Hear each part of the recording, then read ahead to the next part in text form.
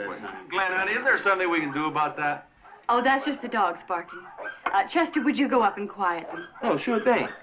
Chester, the governor didn't get his drink. Oh, I'm sorry. I'll take this, Stanley. You must all be starving. Why don't we go in and have dinner? Come on. Stan. Yes. Hey, quiet! Hey!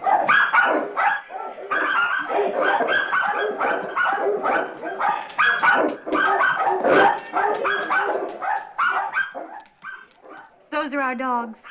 Yeah, I assumed.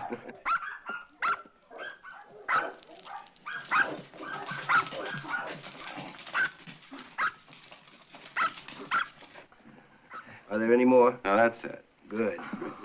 The house looks lovely. What have you done to it? We had it reshingled.